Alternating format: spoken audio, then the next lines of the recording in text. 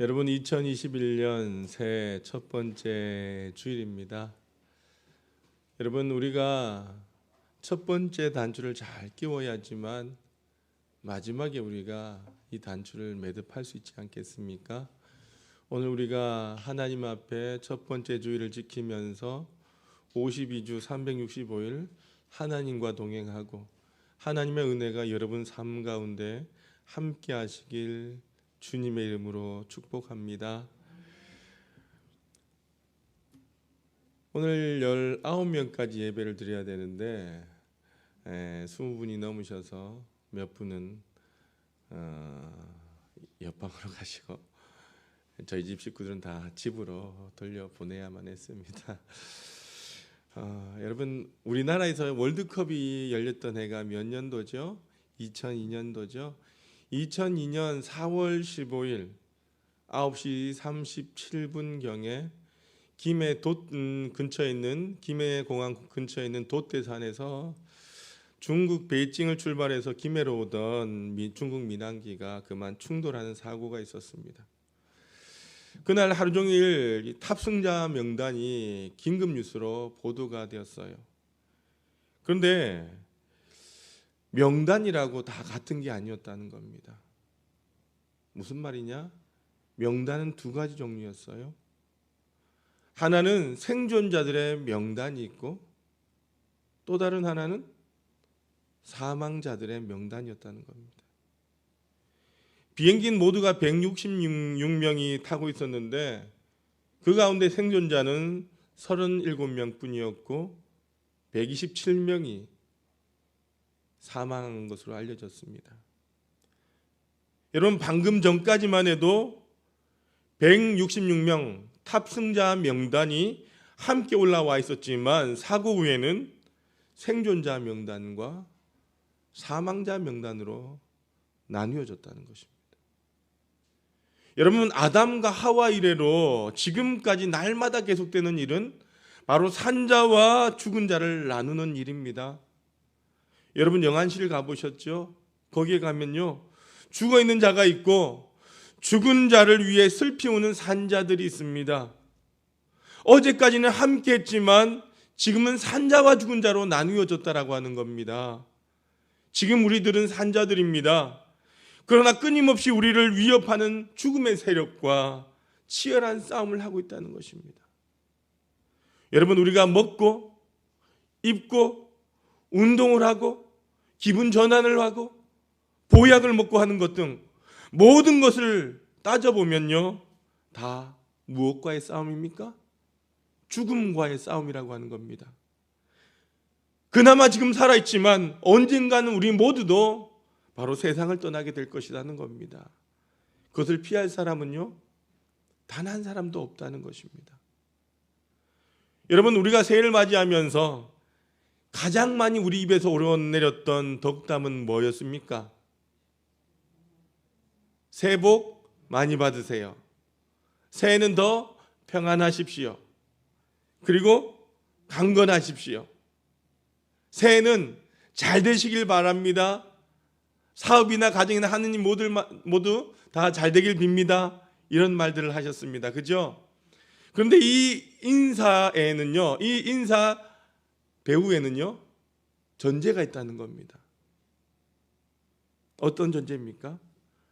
복을 많이 받으라고 하는 말 뒤에는요, 세상에는 복과 거리가 먼 재앙과 화가 많다라고 하는 전제가 있습니다. 강건하라 평안하라고 하는 말 뒤에는요, 세상에는 질병이 많다라고 하는 전제가 깔려 있는 것입니다. 잘 되시길 빕니다 라고 하는 말 뒤에는요, 세상 만사가 잘 되지 않을 때가 많다라고 하는 전제가 있다는 것입니다. 그렇지 않습니까? 여러분, 이런 모든 것들은 다 우리를 뭐하냐? 위협한다는 거예요. 새해가 되어도 여전히 코로나 팬데믹의 공포는요, 우리를 에워싸고 있습니다. 더불어 정치적인 혼란과 경제적인 어려움은 더 국민들을 힘들게 합니다. 그러다 보니까 경제 불안에 대한 염려가 국민들의 마음을 혼란스럽게 한다는 겁니다. 이 모든 위협 가운데 우리는요, 2021년을 시작하게 되었습니다. 우리는 그것들과 싸우면서 우리 삶을 지켜나가야 하는 것입니다. 이런 의미에서 세상은요, 거대한 전쟁터라고 하는 것입니다. 생명을 위협하는 세력들과 생명을 지키려고 하는 세력들 간에 치열한 싸움들이 벌어지고 있다라고 하는 거예요. 우리는 이 전쟁에 온몸으로 참여했습니다. 이 전쟁은 참여하지 않을 수 없는 필연적인 전쟁이라고 하는 사실을 여러분 모두가 잘 알 것입니다. 아무쪼록 여러분, 올 한 해 우리를 위협하는 악의 세력, 죽음의 세력과 맞서서 끝까지 잘 싸우시길 주님의 이름으로 소망합니다. 우리 모두가 승리자가 되시길 주님의 이름으로 축복합니다.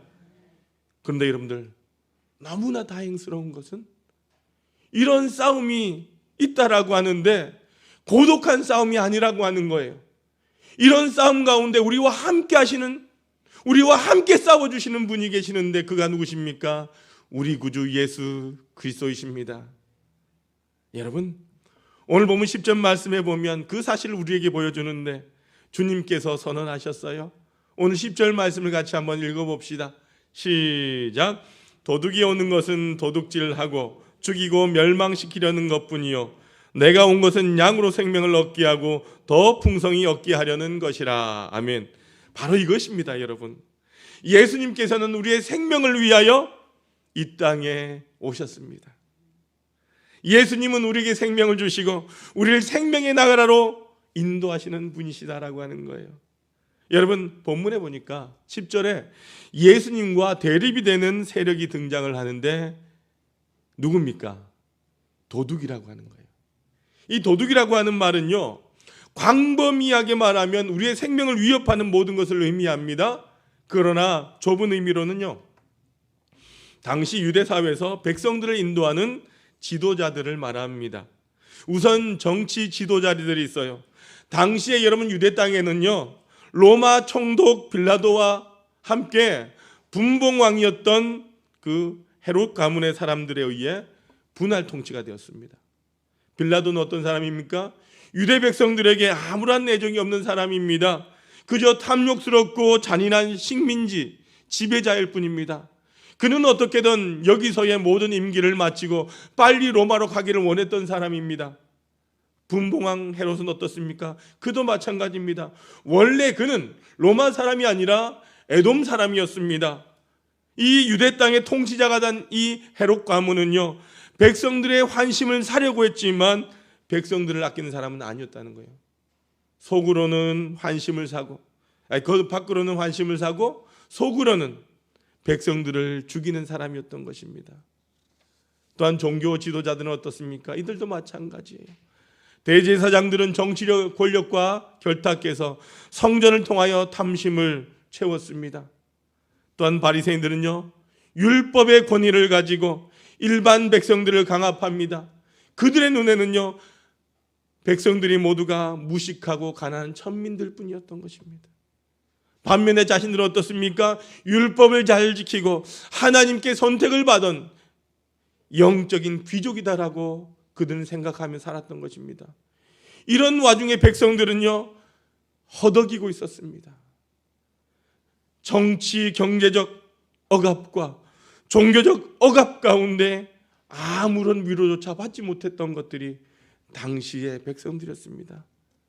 여러분, 예수님은요, 바로 이런 사람들에게 오셨던 것입니다. 예수님은 이런 악한 지도자들을 도둑이라고 말씀하신 것입니다. 여러분, 예수님은 양을 죽이고 멸망시키려는 도둑으로부터 우리를 건지시려고 이 땅에 오셨다는 것입니다. 여러분, 예수님께서 우리에게 하신 사역 가운데 두 가지 차원이 있는데, 첫 번째는요, 양으로 생명을 얻게 하는 것입니다. 두 번째는요, 그 생명을 더 풍성하게 하는 것입니다. 첫 번째, 예수님은 양으로 생명을 얻게 하기 위하여 이 땅에 오셨다라고 하는 것입니다. 여러분, 예수님께서 이 땅에 계신 동안 성경에서 몇 명의 사람을 살리셨습니까? 몇 명이죠? 3명의 사람을 살리셨어요. 여러분, 한 사람은 누구냐? 회당장 야이로의 어린 딸입니다. 다른 한 사람은 누굽니까? 나인성 과부의 아들 청년입니다. 그리고 세 번째는요, 장년에 이른 베다니 사람 나사로입니다. 여러분, 죽은 자를 살리신 이 이적은요, 예수님께서 이 세상에 오신 목적을 상징적으로 선포합니다. 그것은 예수님은요, 생명의 구주시라는 것입니다. 예수님 자신이 생명이라고 하는 말씀이세요. 그래서 예수님 선언하십니다. 내가 곧 길이요 진리요 생명이다라고 말씀하신 거예요. 여러분, 여기서 말하는 예수님께서 살리신 어린 소녀와 청년과 장년, 이것은 바로 각 연령층의 대표를 뜻하는 거예요. 여러분, 요즘 코로나 팬데믹으로 인해서 2021년 1월 2일 어제까지 감염으로 사망된 자들이 모두가 947명입니다. 여러분, 나이 많은 노인들만 죽음 앞에 서 있는 것이 아니다는 겁니다.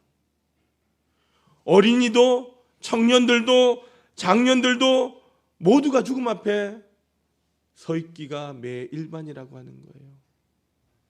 모든 사람이 예수님의 생명의 손길이 필요한 것입니다. 예수님 없이 살 수 있는 사람은요, 아무도 없다는 겁니다. 어린아이들도 예수님의 생명의 손길이 필요하고 청년들도 장년들도 예수님의 생명의 손길이 필요하다라고 하는 겁니다. 그러나 예수님께서 살리신 이 세 사람을 살리신 이적은요, 제한적인 것만을 보여준다는 거예요. 여러분, 죽었다가 살아난 이 세 사람이 다시 얻은 생명은요, 완전한 생명이 아니었다는 겁니다. 그들도 역시 그동안 얼마 동안 살다가 다시 죽었기 때문입니다.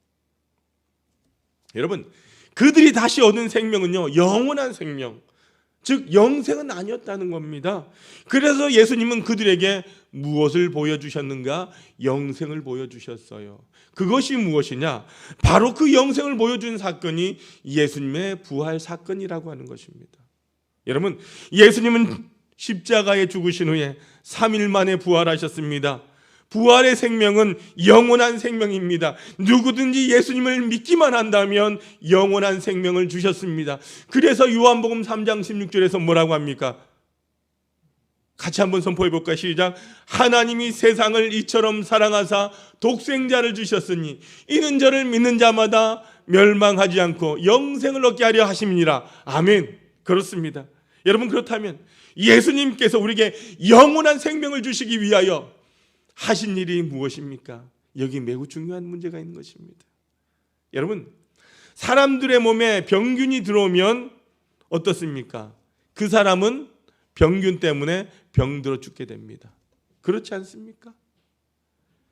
여러분, 병든 사람이 살려면 어떻게 해야 합니까? 이 병균을 없애야 하는 거예요. 여러분, 마찬가지로 사람의 영혼을 죽이는 병균이 있는데 그것이 무엇일까요? 죄악이라고 하는 겁니다.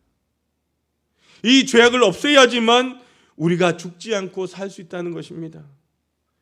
이것은 매우 간단하고도 분명한 원리입니다. 여러분, 예수님께서 바로 이런 일을 하시기 위하여, 이 죄악들을 없애기 위하여 이 땅에 오셨던 것입니다. 그것을 위해 우리의 모든 죄악을 대신 짊어지시고 십자가의 모든 고통을 당하시면서 죽으셨습니다. 예수님 죽으심 덕분에 우리가 살게 되었습니다. 그가 찔림은 우리의 허물을 인함이요, 그가 상함은 우리의 죄악을 인함이라. 그가 징계를 받음으로 우리가 평화를 누리고 그가 채찍에 맞음으로 우리가 나음을 입었도다. 할렐루야. 예수님의 죽으심으로 우리가 생명을 얻게 된 거예요. 여러분, 세종대왕 당시에 병조판서와 예문관 대작으로 있었던 윤회라고 하는 분이 있습니다. 이분이 어느 날 여행을 떠났는데 그 여행의 시간이 길어지자 옷도 낡아지고 가지고 있던 돈도 다 떨어졌어요. 어느 날 그는 어느 주막집에 사정을 이야기하고 하룻밤만 묵게 해달라고 사정을 합니다. 그런데 주인이 아래 위로 윤회를 훑어보더니 방이 없다라고 거절을 합니다. 하는 수 없이 윤회는 헛간에 벽에 기대어 잠을 청했습니다. 그때 주인집에 아들이 큰 구슬을 가지고 와서 밖에서 놀다가 그만 떨어뜨려서 장독대 사이로 들어가게 되었습니다. 그리고 그 아이는 한참 꺼내보았지만 꺼낼 수 없어서 포기하고 안방으로 들어가 버렸습니다. 그 후에 그 집에 큰 거위가 한 마리 나타나더니 그 구슬을 삼켜버린 것입니다. 윤회는 이 모든 과정을 목도했습니다. 잠시 후에 안방에서 난리가 난 거예요. 그 구슬은 값비싼 흑진주였던 것입니다. 주인 내외는 흑진주를 도둑 맞았다라고 떠들더니 윤회를 범인으로 지목하고 다음날 아침 관가에 가서 고발하기로 했습니다. 그래서 그 윤회를 기둥에 꽁꽁 묶어 놓았던 것입니다. 까닭없이 봉변을 당한 이 윤회는 주인에게 부탁을 합니다. 혼자 묶인 채로 밤을 지새우기 두려우니 저 거위도 함께 묶어달라고. 주인은 선심을 쓴 채 하면서 그의 말을 들어주었습니다. 다음날 아침 윤회는 주인에게 먼저 거위똥을 살펴보라고 합니다. 이상하게 여겼던 주인이 거미똥을 살펴보니 거기에 뭐가 있었습니까? 흑진주가 있는 것입니다. 주인이 그때서야 미안하다고 한다고 하면서 왜 진작 나에게 말하지 않았습니까? 라고 물었습니다. 그러자 윤회는 의미심장한 말을 합니다. 내가 어젯밤에 이 말을 했으면 당신이 거위를 죽이지 않았겠습니까? 내 하룻밤만 고생했으면 거위의 생명을 살렸으니 이 또한 기쁜 일이 아니겠습니까? 라고 했다는 것입니다. 여러분, 예수님은 우리를 살리기 위해서 하룻밤 묶인 고생이 아니라 십자가에서 온몸이 찢기고 물과 피를 쏟는 죽음을 당하셨습니다. 그리하여 우리에게 영원한 생명을 주셨다는 것입니다. 예수님은 우리의 생명이십니다. 이 예수님을 분명히 믿을 수 있기를 바랍니다. 우리에게 영원한 생명을 주실 것입니다. 두 번째로 예수님은 양으로 생명을 더욱 풍성하게 얻게 하시려고 이 땅에 오셨다는 것입니다. 여러분, 생명이라고 다 같은 생명이 아닙니다. 아침 이슬을 머금고 활짝 피어난 탐스러운 꽃처럼 싱싱한 생명도 있는가 하면요, 가뭄이 계속되는 한여름 대낮에 축 늘어진 식물처럼 병든 생명도 있다는 겁니다. 식물만이 아닙니다. 사람도 마찬가지입니다. 여러분, 중환자실에서 안타깝게 산소호흡기를 의지하고 사는 환자들, 생명이 있고 살아있는 분들이지만 그분들은 병든 생명인 것입니다. 여러분, 육체적인 생명만 그런 게 아닙니다.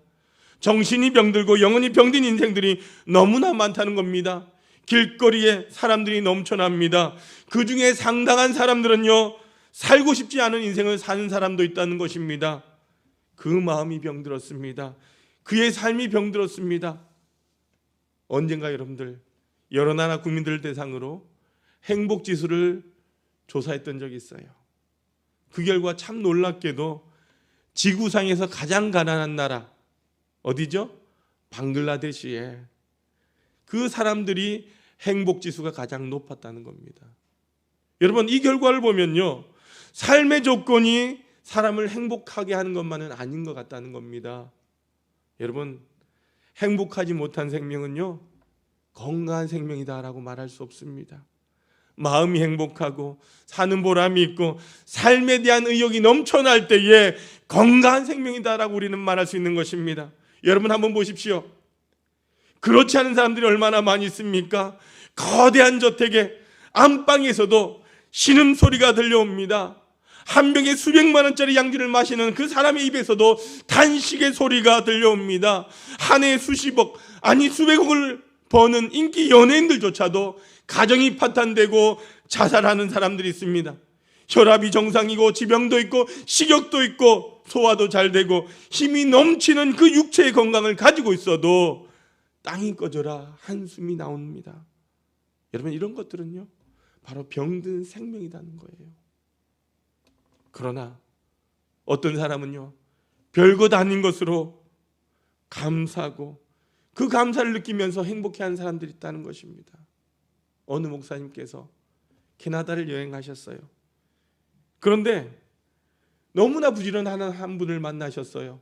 이분이 튀김집을 하시는데 자기 일뿐만 아니라 주변의 많은 일들을 섬기고 봉사하는 일에 매우 바쁘게 섬기시는 것입니다. 그래서 목사님이 그분을 향해서 아니 어떻게 그렇게 부지런하십니까? 힘들지 않으세요? 했더니 그분이 하시는 말씀이 목사님 햇볕 보고 일하는 것이 뭐가 그리 힘들겠습니까? 하나도 힘들지 않습니다. 그러면서 하는 말이 자신이 독일에서 광부로 일할 때 고통을 고백하더랍니다. 하루 종일 40도가 넘는 막장에서 탕가루를 마실 때에 비하면 햇빛 아래 사는 것이 얼마나 큰 행복인지 모른다라고 말입니다. 여러분, 예수님은 우리를 죄악의 막장에서 꺼내주셔서 은총의 빛 가운데 우리를 두셨습니다. 그것만으로도 행복한 것입니다. 예수님은 우리에게 삶의 의미를 주셨습니다. 인생의 목표를 주신 것입니다. 여론조사로 유명한 미국의 조지 갤럽이 어떠한 사람들이 가장 행복할까라고 궁금해서 여론조사를 했습니다. 그 결과가 방송으로 나왔는데요. 조사 결과는 가장 행복한 사람은 종교적 체험을 가진 사람이었고 가장 불행한 사람은 밤낮으로 술집을 드나드는 사람이었다라고 하는 결과가 나왔다는 겁니다. 여러분, 많은 사람들이 술에 인생을 호소합니다. 그러나 그것은요, 건강한 생명이 아니다는 것입니다. 여러분, 야인시대라고 한 드라마 생각나시죠? 예, 우리 하나 성도들은 날마다 말씀과 기도만 하는 분들이라 잘 모르시는 분들인 것 같네요. 이 김두한을 주제로 한 야인시대라고 한 드라마가 있었어요. 꽤 오래됐죠. 그 당시 얼마나 이 인기가 있었냐면요, 시청률이 40%가 넘었다라고 하는 것입니다. 요즘 40% 넘는 프로그램이 잘 없습니다. 저 역시 재밌게 본 기억이 있습니다. 그런데 이 김두한의 측근 가운데 김영태라고 하는 분이 나와요. 이 김두한 야인시대에서는 김두한이 늘 형님 하면서 같이 있었던 분인데, 근데 이 김영태라고 하는 분의 이야기가 다큐로 오래전에 방송했던 적이 있어요. 그분이 지금 이제 90세 가까이 되셨는데 미국에 이민 가셔서 미국에 살고 계십니다. 근데 그분이 화면을 보니까 예배당에서 예배드리는 장면이 나왔어요. 주먹 하나를 믿고 살던 사람이 이제 예수님께 나왔다는 겁니다. 여러분, 오래전 성탄절에 사형 선고를 받고 10년 동안 사형 집행일을 기다리면서 살던 사형수가 2002년에 사형수에서 무기징역으로 감형이 되었어요. 그 사람이 바로 김진태라고 하는 분인데 1993년에 어머니에게 상습폭력을 휘두르던 그 아버지를 참을 수가 없어서 공기총으로 쏴 죽이고 사형 선고를 받았습니다. 그런데 그는 죽음을 선고받은 후에 생명의 예수님을 만났습니다. 세상은 그에게 죽음이라고 하는 선고를 내렸지만 예수님은 그에게 참 생명을 주셨습니다. 그는 지금까지 교도소에서 600명이 넘는 사람들을 하나님께로 전도했습니다. 그는 사형소들에게는 면제가 되는 그 화장실 청소를 도맡아 했고 사형 집행 후에 안구와 신증을 기증하기로 서약까지 했습니다. 그리고 영치금을 아끼고 모아서 소년 소녀 가장들에게 전하기도 했어요. 여러분, 2021년이 시작되었습니다. 여러분, 우리가 이 한 해는요, 좀 더 예수님을 깊이 체험할 수 있기를 바랍니다. 은혜를 사모하십시다.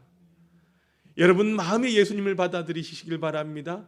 여러분 가정에 주님을 주인으로 모실 수 있기를 바랍니다.